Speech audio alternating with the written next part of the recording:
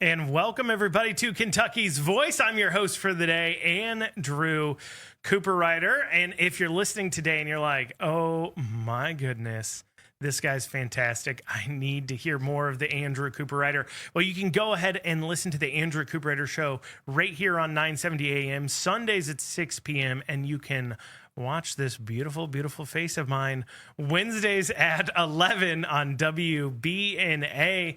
Today, I've got a wonderful guest, Mike Harmon here, former state auditor, former state house rep, current state outreach director for the Commonwealth Policy Center. He's joining us. So if you wanted to join into that conversation, you want to ask some questions as we're going through it, well, you can hit up our text line. Shoot me over a message at 502-571-0970. Once again, that's 502-571-0970. Ask your questions. Ask an auditor. As some would say, let's ask an auditor. Ask an auditor. And of course, I got to write down those times of your shows. You know, we enjoy the face to see. You know, of course. I mean, it's a beautiful face. At least my wife thinks so. Only one, but anyways, well, at least there's one. Yeah, right. Absolutely, absolutely.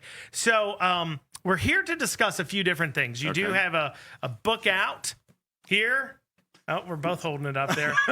Called Papaw's POV. Papaw's POV. Yes. Look, should be spelled with an A, I guess, or an O. Well, some people spell Papaw P-A-W-P-A-W. Some people spell it P, like us, P-A-P-A-W. And some people pronounce P-A-P-A-W as Papaw, but we call it Papaw. Okay, well, there you go. So we're going to be discussing that. But before I dig into it, I wanted to talk to you about this story that I think broke kind of last night on WDRB about thousands potentially of illegal immigrants receiving driver's licenses without even not only false documents and everything else, but also they didn't do any kind of driving tests either. So not only are we issuing IDs, it appears based on the WDRB investigation that we're issuing IDs to illegal immigrants, we're also issuing them driver's licenses. And maybe they need to double check and see if they registered them to vote, too, with the motor voters. You'd mentioned that before, too. You had an issue with... Well, my son-in-law, he's from Syria. He's an American citizen now, but he's from Syria. He met my oldest daughter in Ghana, Africa. Took us about 2 years and about $20,000 to get him out of Ghana, Africa legally. So he did come here legally. And then before he got his citizenship, he had got a green card, and he was going to get his driver's license. And they tried to register him to vote. And thankfully, my daughter was there, and she was like, no, he can't do that, because if you register to vote, it knocks you out of getting a citizen. I don't know if it's forever, but for a long time. Because it's illegal for him to be registered to vote. Yes, exactly. And so we need to make sure that they watch that and not do that and train the people not to ask people to register, and ask me if they're a citizen first. Maybe that's a good question, because it's actually supposed to be on the card. It's actually on the card. Yeah. I mean, when I was in the House one time, we had the Secretary of State, the one that was appointed, and I asked her, I said, on this card it says, they have to be a citizen. How do you know? And they said, well, we trust them. So has that not changed? Well, it probably has changed now. I hope so anyway. But if not, we need to look into that. Well, I mean, based on that story, it's a crazy story. And the reason why I wanted your feedback on it is because of something that you discovered as an auditor we'll bring up in a second. This woman comes forward as a whistleblower saying, look, this is happening 3, 4, 5 times a day at several offices where illegal immigrants are coming in, paying $300 under the table. Right. I guess to the person taking it and then the supervisor or something. And then they were issuing them driver's licenses without doing the background check. Well, they would take the false documents. Yeah. They would not do the correct thing. And then the Kentucky Transportation Cabinet kind of detected something was wrong and would send out these notices to them. And apparently they sent out over 1,500 notices that they caught of licenses being issued that weren't supposed to be being licensed. And the people doing this were all through this, I guess, the staffing agency that the state government has hired to do their driver's licensing. So we have driver's licensing that's already a mess. I mean, everybody hates it. Yes. Hot topic. Everybody hates it. Yes, they do. And now you find out that if you paid $300, you can go to the front of the line. They'll issue a fake, a real ID, but not really real. There's some people that are legal might pay $300 just so they can get in front of the line. You know? Where was that offer? Where was that for us? You know, if you came down, you're like, you can skip this 2-3 hour late, and listen. You can skip the eye exam too, because that's a risky thing right now. That is true. Because if you fail the eye exam, and I took it, it takes a few seconds. If you fail the eye exam, you then have to go to an eye doctor to say you're okay to do it. That's a new thing. The eye, and a lot of them, the complaints I'm hearing is they don't even know how to operate it. Where they'll sit there and fail the eye exam, then go to an eye doctor, pay the money to see an eye doctor, and the eye doctor's like, "You can drive, you're fine."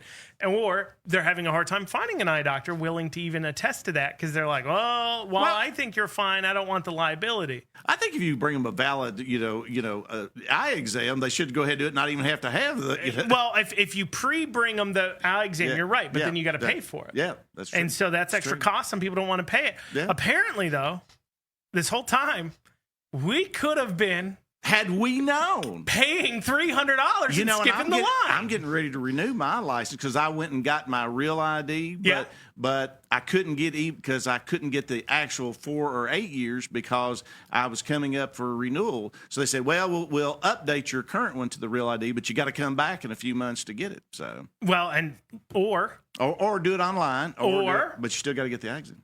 $300 or $300. We could do that. That might be worth it to not deal with. Or we could do it even better. Maybe we could design an app to work with them where they don't even have to come in. They could just pay the $300. Oh, Venmo. There you go. Something like that. Well, and I brought that up to you. Yes. Because that's definitely something that the type of thing that an auditor discovers. Yes. And you actually discovered during COVID a unemployment fraud scheme that was going on with employees of the state giving themselves unemployment. What was happening? Well, and the ones that actually worked for the unemployment office.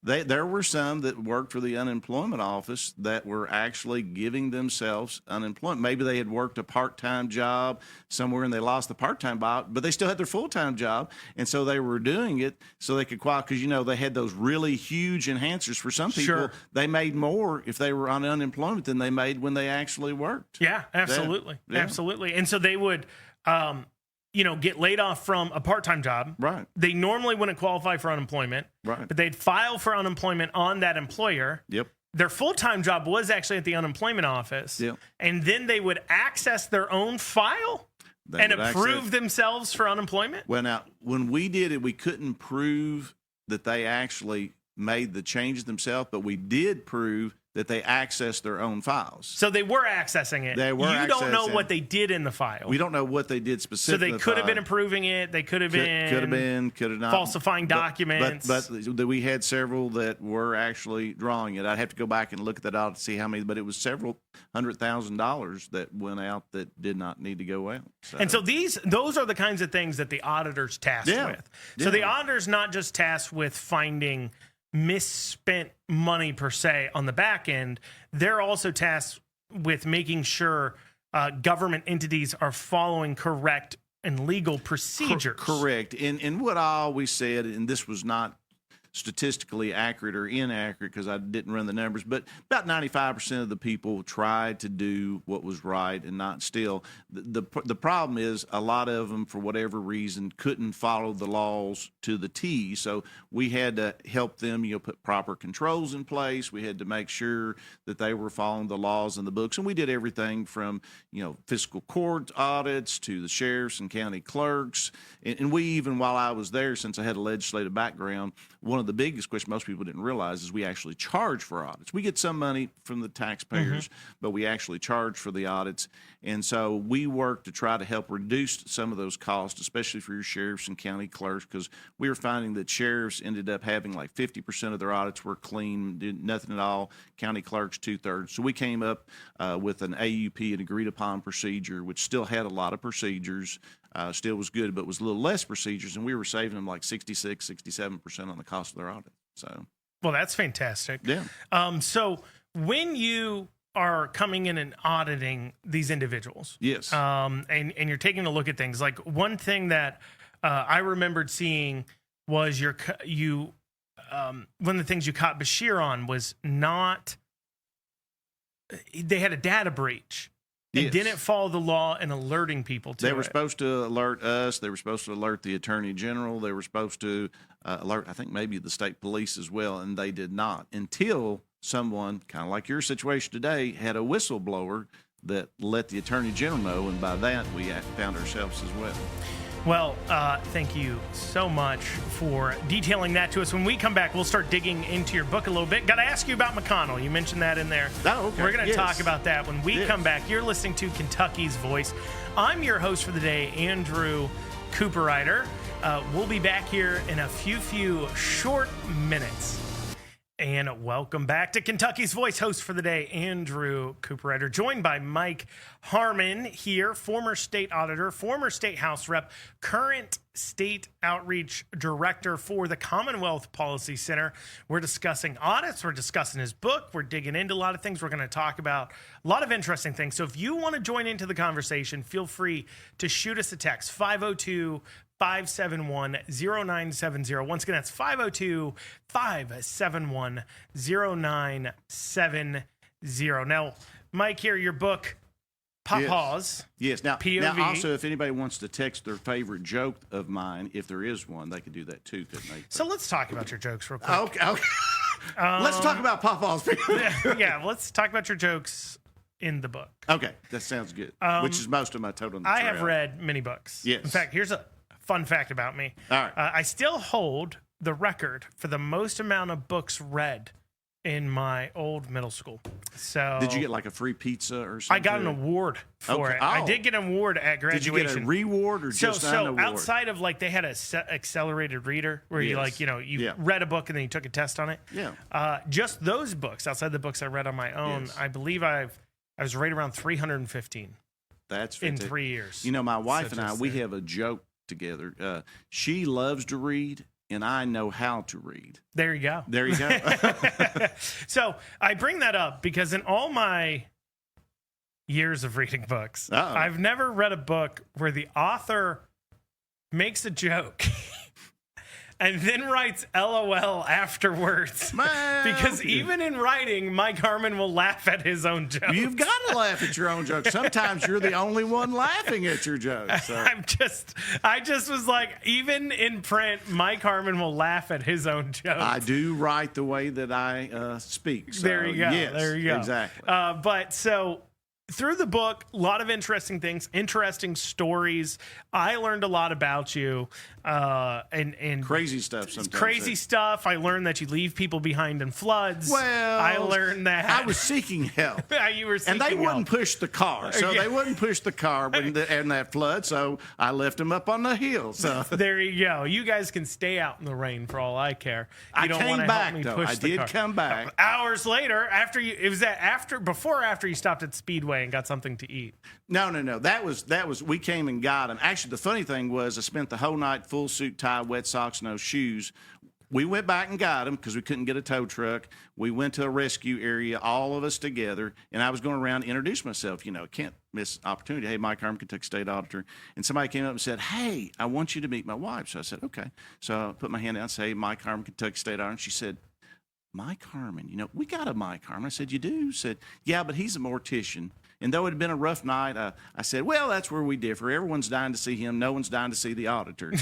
And then we end up going to the Speedway that you're talking about. Once again, full suit, tie, wet socks, no shoes. Put my hand out, shake the hand, the guy behind the counter.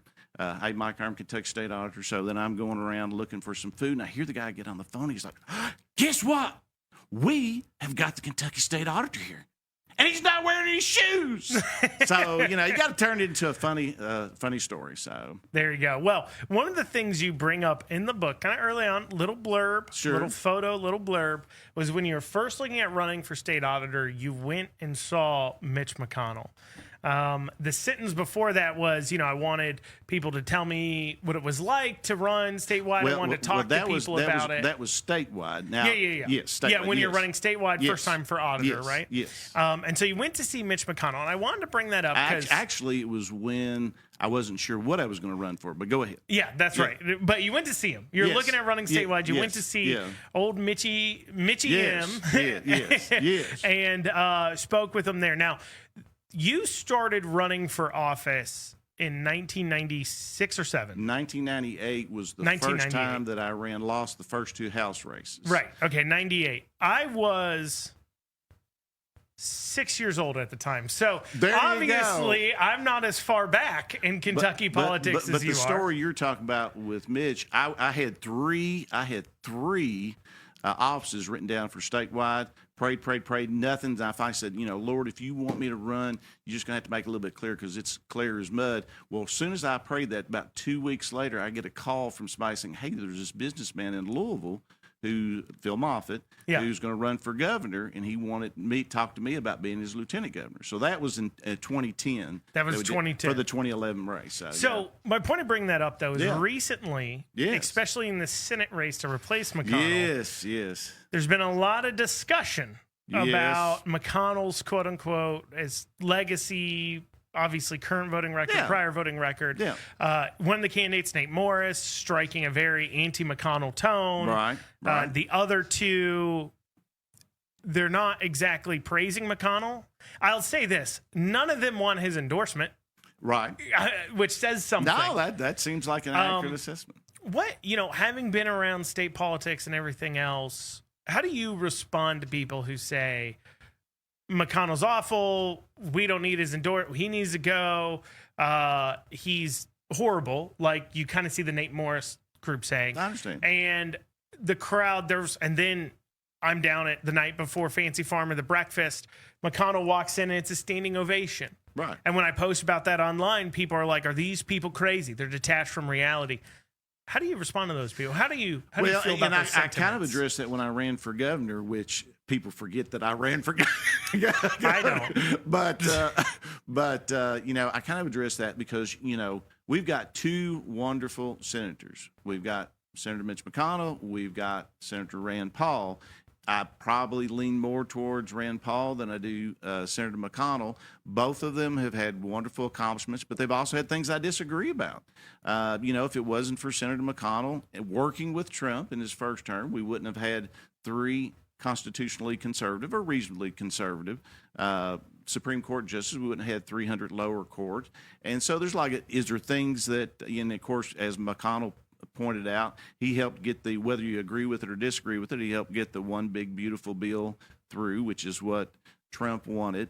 But there's things that McConnell has done, and there's some things that I went against Trump even as auditor sometimes. Not Trump. I'm sorry, went against McConnell even when I was auditor, and such as. Well, okay. I probably didn't want to mention that, but when that's how you know I'm a good interviewer. That's the problem when you come on these type of shows. No, I don't think they were really excited about me doing the audit of the University of Louisville, but I think they respected me highly after I did it, and it's probably very. What'd you find? What's going on at? Oh, the University of Louisville? Well, they had the University of Louisville Foundation. Well, at the time, Dr. Ramsey was both the president of that and president of the board. And you had the foundation, which was supposed to be helping the students, was actually lending money to the college.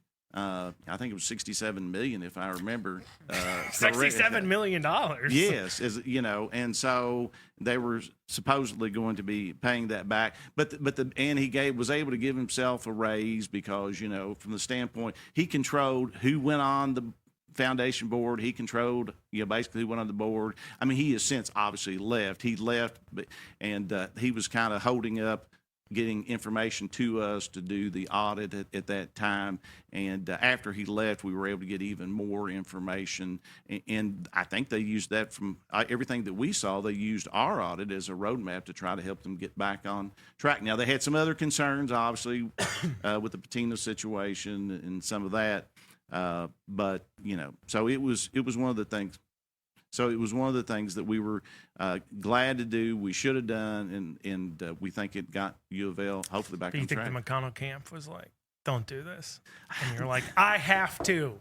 No, I have to audit. It's who I am. It wasn't that blatant, but it was. It was one of the things that they would have, preferred that we did not. But I think afterwards, I earned their respect in that regards. And McConnell had mentioned me several times as an example who ran twice and lost twice and went ahead and ran and won. So I think he respects me in that regard.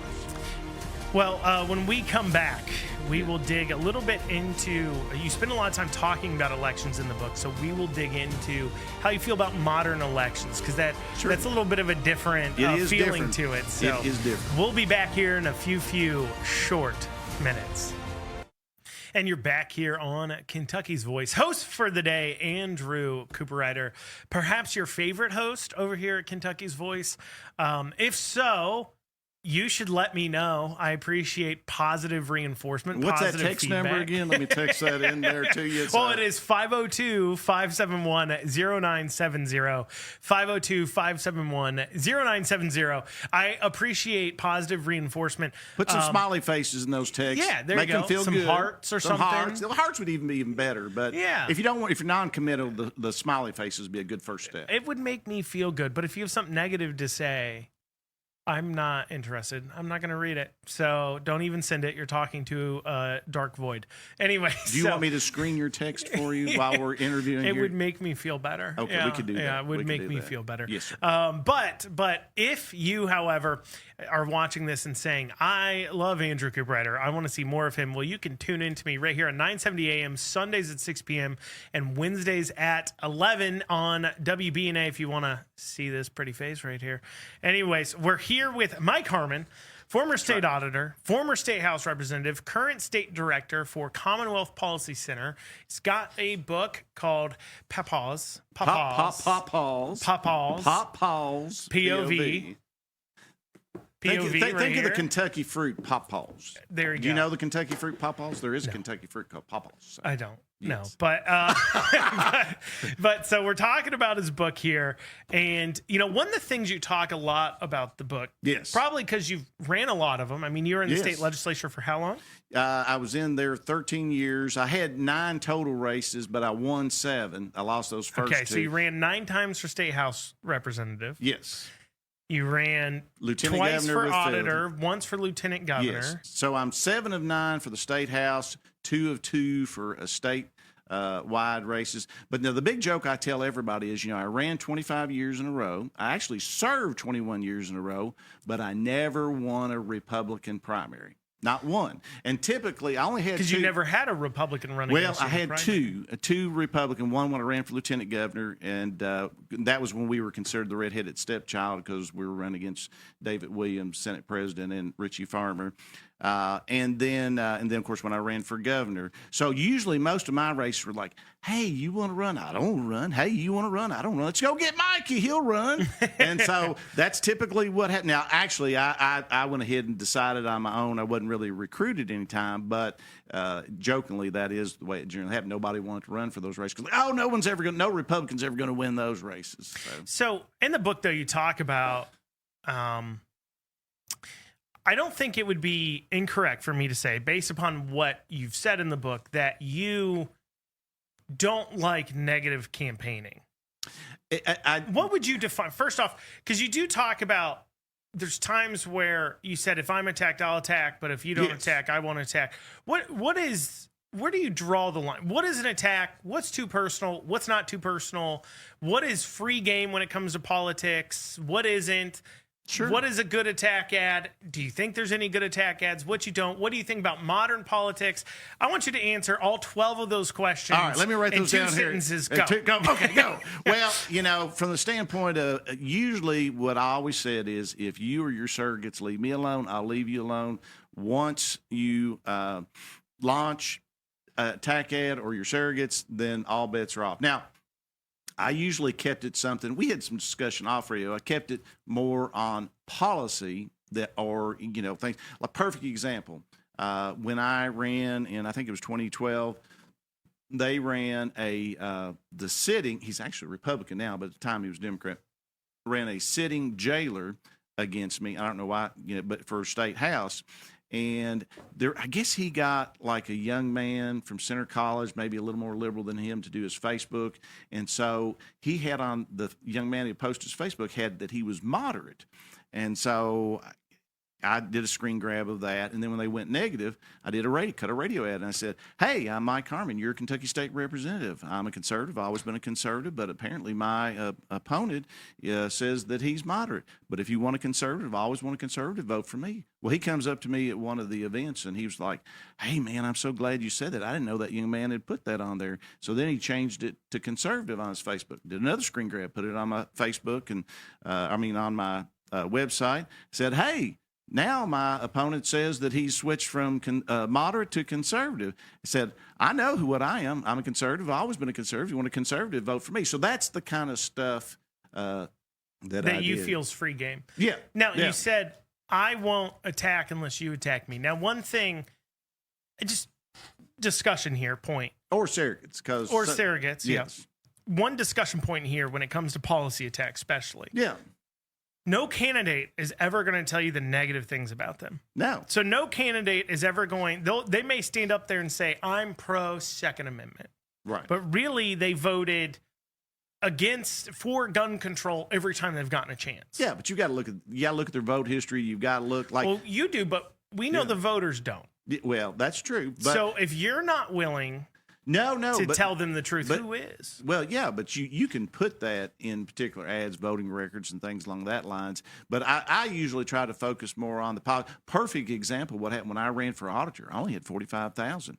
I was going up against Adam Ethan, had 800,000. And I won't go into the full story; it's in the book. But God blessed us with the victory. But one of the things that helped deliver that victory was that I couldn't go on TV, but my opponent got nervous. And so he ran these attack ads that had me. They pulled like 13 years of travel vouchers, try to make it sound like Harmon Air. I had my own airplane. And the mistake they made is they had a pretty flight attendant serve the body double of me. It wasn't me, obviously. Body double of me, a drink. Well, I don't mind people drinking. I'm a teetotaler myself. So that made my Democrat friends mad. It made my Republican friends. But they had my photo and they had my name up at the top for 30 seconds. And it was a good photo. There were plenty of bad photos. Yeah. I promise you there were plenty of bad photos, but they put a good photo. And so most people knew it was a attack ad. Most people made mad, but both myself and my wife had people come up to say, hey, I saw Mike's ad. Looked great. Yeah. So it was a good photo of you. Yeah, it was a good photo of me. And so it kind of helped One you of the out few. there. One of the few. Yeah. So. Yeah, in the book you talked about, you made it sound like you thought it backfired because people knew you're a teetotaler and they were serving you a drink. Yeah. You did mention the picture and everything else, and I read that and I thought, wow, Mike has a lot more positive view on the amount of research and paying attention that voters do to the auditor's race than I have, because I'm thinking to myself, I'm like, I don't think the average voter knew you were a teetotaler at all. They probably didn't even know you. Well, but that ad where you look good and they say your name, because it's a race they don't pay attention to, that probably did help you, because they weren't paying attention to the content. The people who knew me knew, but the other thing I did is I went ahead, even though I knew I wasn't going to be endorsed, I went ahead and interviewed with the papers. And so when they ended up not endorsing me, they give you some space to write whatever you want within a certain limit of words. And so part of what I did is I talked about that in those op-eds. Talked about being a teetotaler. Teetotaler and the attack ads. And I said, my opponent went to Fancy Farm and talked about, all this cotton candy rhetoric. And I'm like, well, it looks like he's doing his own cotton candy rhetoric. So, speaking of Fancy Farm, Yes. Just happened. Was I that know, your first Fancy Farm in a while, being a spectator, not on the stage? That was the only time I'd been to Fancy Farm where I was a spectator. So it was the very first time. All the other times, starting 2015 forward, I was always on stage. Now, last year, obviously, I wasn't because I was no longer auditor, no longer running statewide. Miss it so much. Now, the Democrats are claiming it's a dying tradition, that it's become so Republican, and Republicans are running everything. And by running everything, they mean running Fancy Farm. So therefore, they're ruining it because they're running it.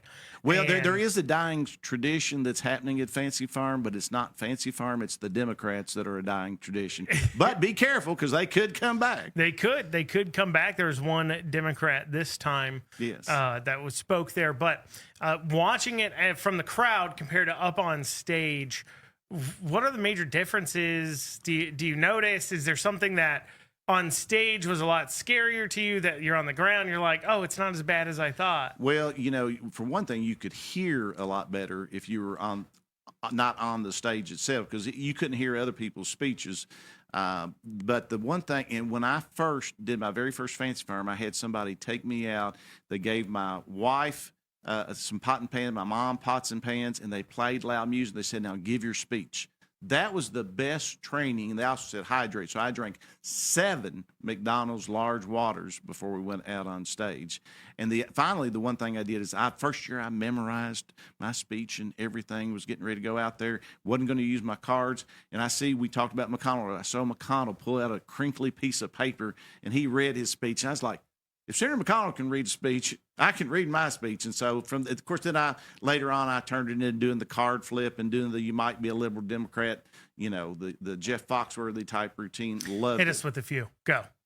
Oh, if your ideal of a secure server is waterproofing your basement, you just might be a liberal Democrat.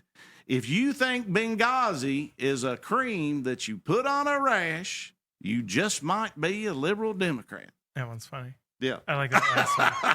The first one took me a secon, and then I realized you were talking about Hillary Clinton. Yes. Little dated. Do you have any modern ones? Well, it's been a few years since I... No, I understand. Well, if you want to ban ice in every place, including your refrigerator, you just might be a liberal Democrat. That's a few years That's old. a good one. Yeah. That's still good. Yeah. That one's a solid one. Okay, I'm glad you like that. I mean, that's coming back, Yes. the Democrat hate for ICE. They hate ICE. They hate most law enforcement.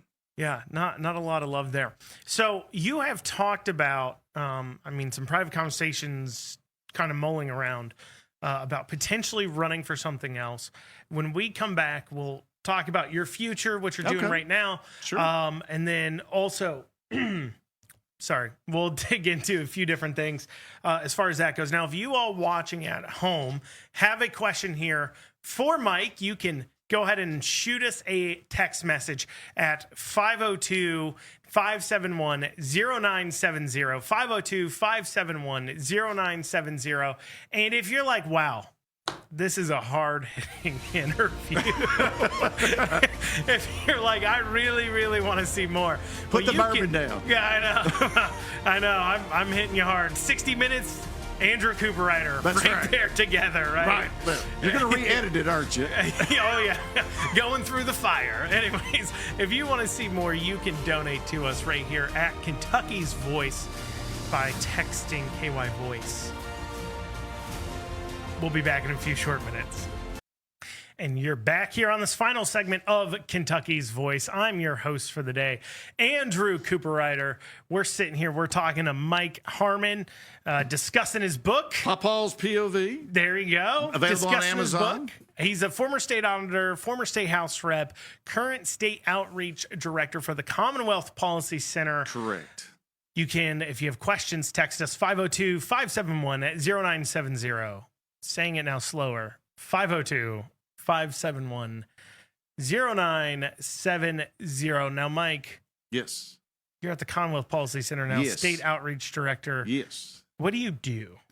What's your day look like? A little bit of everything. One of the great things about the Commonwealth Policy Center, we are there to try to educate and elevate leaders that have a biblical worldview. So we've got a series of candidate trainings coming up over the next couple of months. I encourage you to go to commonwealthpolicy.org Commonwealth Policy Center, .org, and check it out. And then I do a lot of traveling and promoting the Commonwealth Policy Center.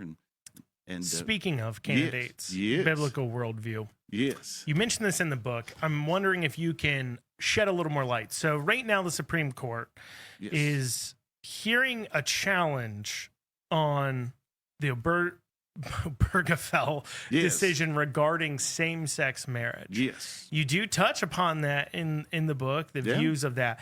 And you mentioned that there was the Kentucky Constitution actually has something on this that was nullified by that decision. Correct. If the Supreme Court comes back and overturns Obergefell, does same-sex marriage get outlawed immediately in Kentucky?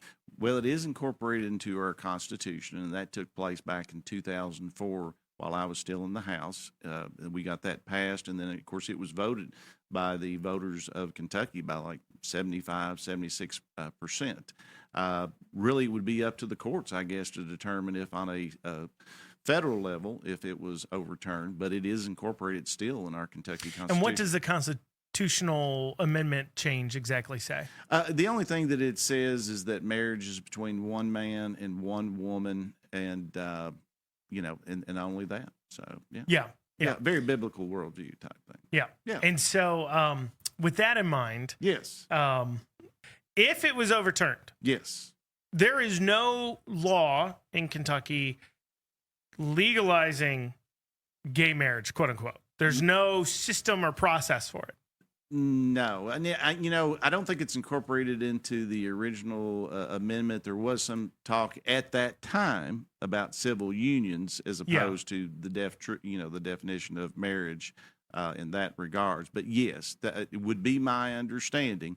Not an attorney, just a former legislator, but it would be my understanding if that did in fact take place, the overturning of. So would it be kind of like Roe v. Wade getting overturned was in Kentucky, where immediately they go back to the states, basically? Yeah, and that would be my opinion. So if it goes back to the states, though, we already have something. Yes, saying that. Yeah, just like when it came to. So it would technically, it'd be fought out in the courts, right? But there would be an argument immediately that every county clerk, regardless of how liberal they are, right, would have to stop issuing marriage licenses to same-sex couples. Probably very similar to after the ruling that everyone was supposed to, be issue license to, whether it's male, female, type. So it would probably be the reverse of that. Yeah, I would think. Interesting. Yeah. How do you feel about that specific topic? You kind of mentioned it in the book where you mention your feelings on that amendment and everything else. Sure. Since it's become legal and people talk about it and everything else, has your feelings on that changed at all? Do you still? I think you love and respect everybody, but I do think that marriage really is supposed to be a religious, holy, biblical sacrament. And it's supposed to be between one man and one woman. So, to me, that hasn't changed. I guess like the Chick-fil-A owner, I may get a few emails on that. But that. Well, I'm just curious, on that standpoint. Yeah. I have my own answer to this question. Sure. So if you're like, how do you feel? Don't feel like you can't ask me that. Okay. But if you're struggling. But anyways, so what you described was biblical worldview, everything else. Sure. An argument I've heard from some Christians is that because this is a realm of the church, the government should completely get out of issuing marriage licenses and everything, just get out of marriage business completely and just leave it up to the individuals to deal with and remove any legal aspect of marriages. And I've had some conversations on that, as well. Obviously the government has been involved, and it would be difficult at this point to get the government out of it. But I have made the point, and my point is not that of the Commonwealth Policy Centers, that very similar to yours, the government probably shouldn't have ever got involved with it. That wasn't my comment. Oh, okay. Well, but similar. That's just people make that comment. I would say government got interested in marriage. There's two reasons government got interested in marriage. This is what I noticed. At the state level, it dealt with mainly making sure relatives don't marry each other, Right. and making sure children are taken care of. Right. Both those deal with the rearing of children. Correct. So I would make an argument from the state level, if you're still concerned about that, obviously same-sex marriage shouldn't be issued licenses for, because the government's concern on that matter is null and void, because same-sex couples can't have children. I mean, they can't procreate. Right. So that goes out the window. And then at the federal level, the first mention of marriage in federal laws deals with income tax law. That's the first time it was mentioned. Yeah. And so the only interest from them was a tax side of things about, well, how do we tax families different than a single person? I guess because they decided a single person making $1 million needs to be taxed. But yet they also have head of the household, which we still haven't figured out. So what's that mean? What's that mean? Exactly. In comparison to, joint, how is joint, and I'm not an accountant either, but so. Yeah, no, it's okay. But anyway, so that's kind of like, that's what I struggle with as I talk about that. Another thing you talk about in the book a little bit is about some other things you've considered running for. You're out of office right now.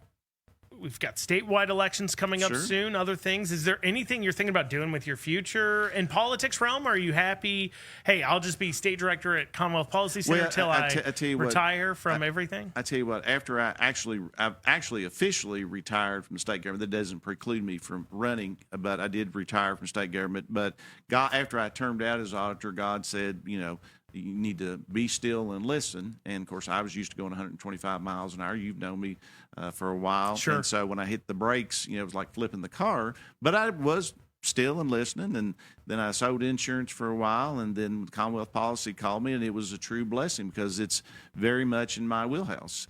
And even when I talk to them, it could be a year and a half or it could be 10. If you were to ask me what some of the things I might look at, I am praying a little bit potentially about the Secretary of State. And then the other thing is I live in the 1st Congressional District, and assuming that, Comer runs for governor, and whether he will or not, I don't know. But if he does and he wins, I actually live in the 1st Congressional District. So I would pray about that too. But really, I haven't made a decision on anything. Just, just thinking about praying about it. So Secretary of State, a lot about elections. Yep. A lot about election security and everything else. Yeah. Obviously, if you're eyeing that up and people are considering that, they're going to ask you how you feel about those topics. Have you put any thought into? I mean, you seem to have a passion for Secretary of State. You mentioned it a few times in the book too, as well. I haven't dug as deeply as I would need to if I made that decision. Obviously, you may or may not know, but I served when I was in the House. I served 13 years on elections, constitutional amendments, intergovernmental affairs when I was in the House. So I remember when HAVA and some of the other, legislation first came through.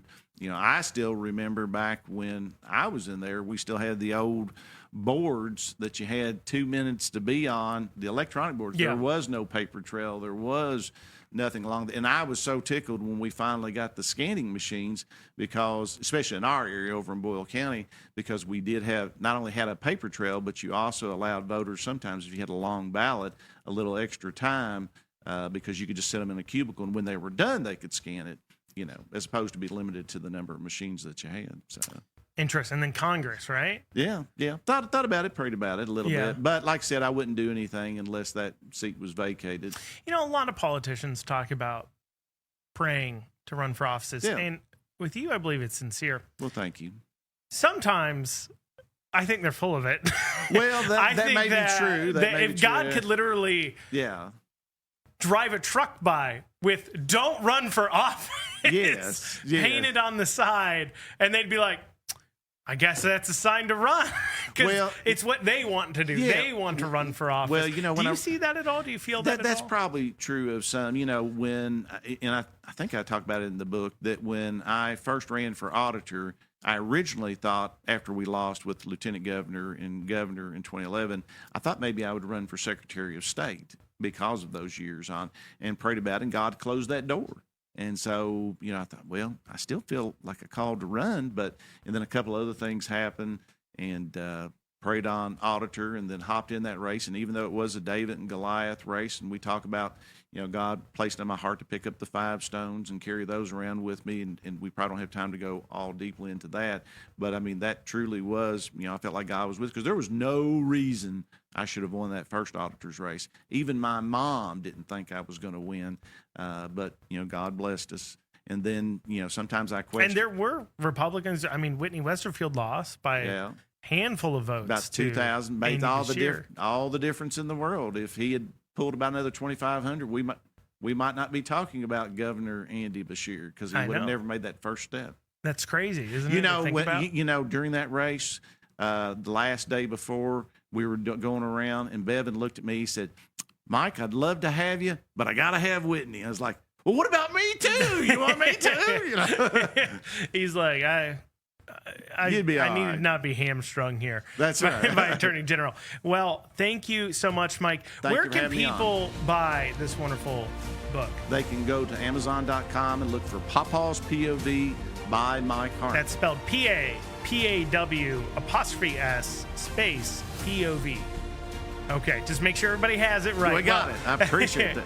Well, I'm Andrew Cooperrider here, your host for the day, or so far your host for this past show here on Kentucky's Voice. Until next time, we'll be seeing ya.